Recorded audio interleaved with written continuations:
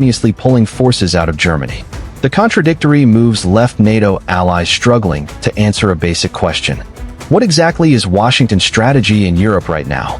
At a NATO foreign ministers meeting in Sweden, U.S. Secretary of State Marco Rubio attempted to calm growing anxiety. American troop deployments, he argued, are constantly being adjusted to reflect global priorities, especially as tensions in the Middle East continue to demand military resources. Technically, Rubio is right. Militaries reposition forces all the time. Politically, however, Europe sees something larger happening. Europe's real fear isn't about Poland. The real concern inside NATO is not whether 5,000 troops move east or west. It is whether the United States is slowly redefining its role in Europe altogether. Since Russia's full-scale invasion of Ukraine in 2022, European governments have depended heavily on American military backing.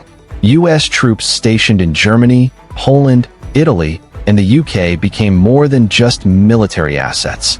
They became psychological guarantees that Washington would remain committed to European security.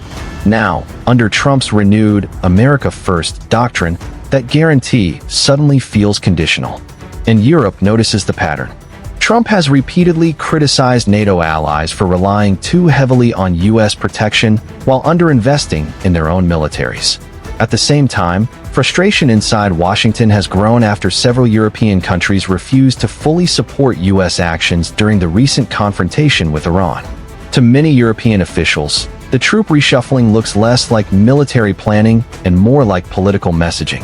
Support America's priorities, or prepare for a smaller American footprint.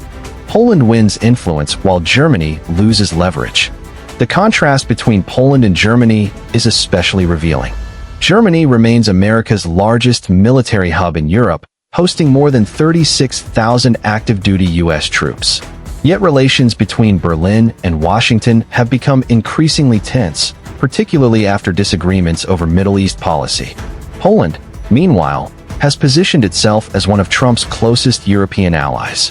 President Karol Nawrocki openly aligns himself with Washington's conservative nationalist agenda and has consistently pushed for a stronger U.S. military presence on Polish soil. The result is a geopolitical rebalancing inside NATO itself.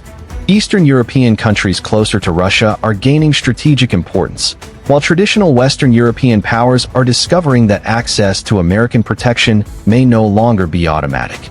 That shift could permanently reshape the alliance over the next decade. NATO's biggest problem is no longer Russia. Ironically, NATO today appears less divided about Russia than about America.